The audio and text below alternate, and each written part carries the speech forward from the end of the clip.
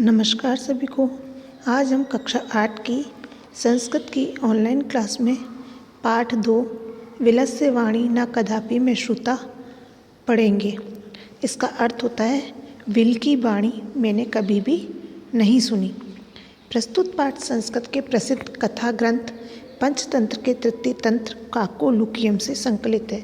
ये जो प्रस्तुत पाठ है वो संस्कृत का प्रसिद्ध कथा ग्रंथ पंचतंत्र के तीसरे भाग से ली गई है। पंचतंत्र के लेखक विष्णु शर्मा हैं। इसमें 5 खंड हैं और ये जो पंचतंत्र की कहानियाँ हैं इसके 5 भाग हैं जिन्हें तंत्र कहा गया है। इनमें गद्य पद्य रूप में कथाएं दी गई हैं। ये जो पंचतंत्र कथा है इसमें क्या है, गद्य और पद्य दोनों रूपों में कथाएं दी गई हैं और जिनके पात्र मुख्यतः पशु पक्षी हैं।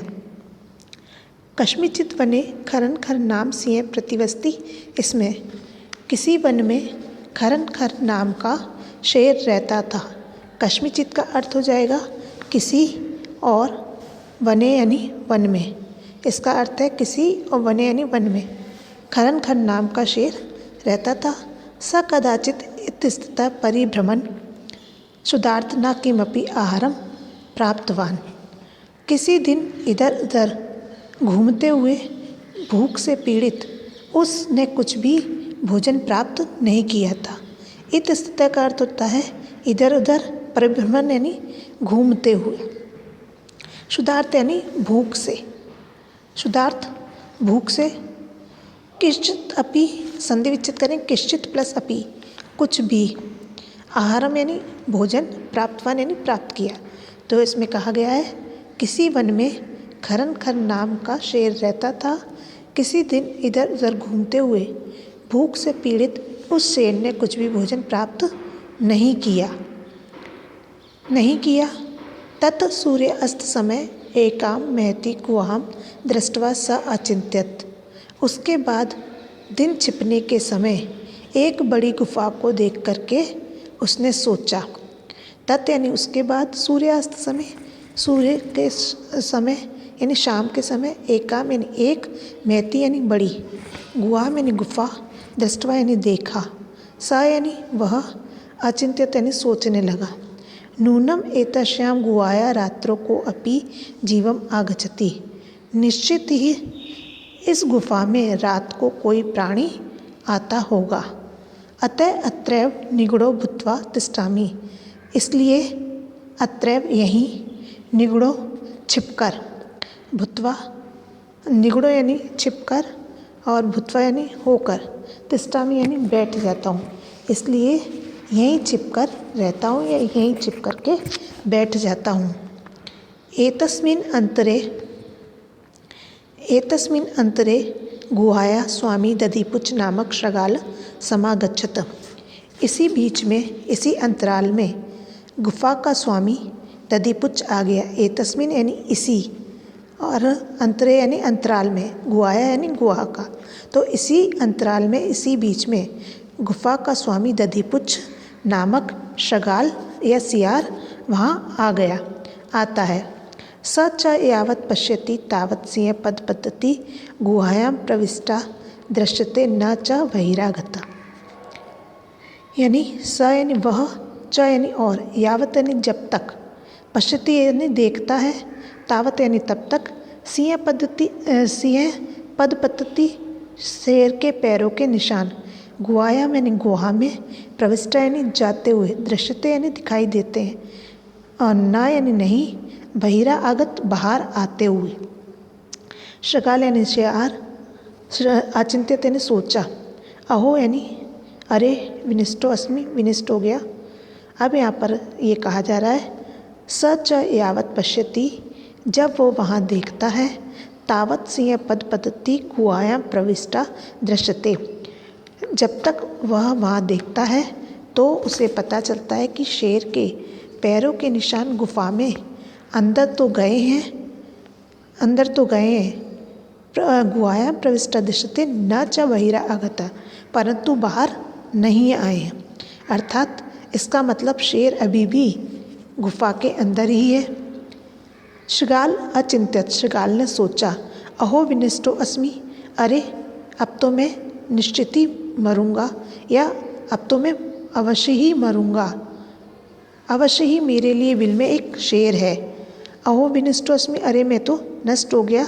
नूनम अस्मिन विले सिंह असिति, निश्चित ही रूप से इस बिल में, इस गुफा में शेर है। शेर है। तत् किम करवाणी, अब मैं क्या करूं। ए विचिन्त्य दूरस्थ रवम कर्तुम आरब्ध, भो बिल किम न स्मरसि, यया मया त्वया स समय कृतो अस्ति यत् यदा अहम बाह्यात् प्रत्यागमिष्यामि तदा त्वं न माम आकरिष्यसि। वो कहता है कि यहाँ पर हे बिल, मैं यहाँ से बाहर जाता हूँ, और बाहर जा कर के वो आवाज़ करता है कि वो सोचता है, शेर ने सोचा अब तो निश्चित रूप से मैं मरूँगा, अब मैं क्या करूँ। वो कुछ सोच कर के कुछ दूरी पर जाता है और जा कर के बोलता है, हे बिल, अरे बिल, या भो बिल, किम न स्मरेसी, क्या तुम्हें याद नहीं है।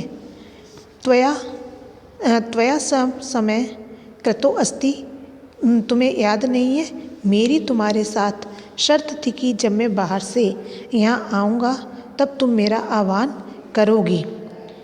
यदि त्वं माम न आयासि तयि अहं द्वितीयं बिलं यास्यामि, यदि तुम मेरा आह्वान नहीं करोगी तो मैं दूसरे बिल में चला जाऊँगा। अथ श्रुत्वा सिंह अचिन्त्यत नूनं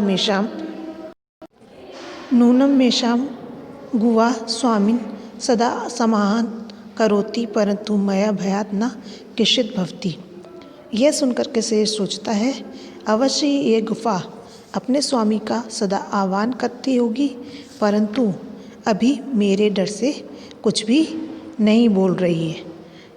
अथवा साध्वीवम उच्यते, इसलिए सही कहा गया है, इसलिए सत्य कहा गया है कि भय सत इस्त मनसाम हस्तपादिका क्रिया प्रवर्तते न वाणी व्यपुतश्च चादिको भवेत। भयसस्त मनसाम, हाथ पैर से संबंधित क्रिया, हाँ, डरे हुए मन वालों को, भयसस्त इत मनसाम, डरे हुए मन वालों की। हस्तपादिका क्रिया, हाथ पैर से संबंधित क्रिया, प्रवर्तते होती है, ना यानी नहीं, वाणी यानी वाणी, व्यपथु यानी कांपना, भवेत यानी होनी।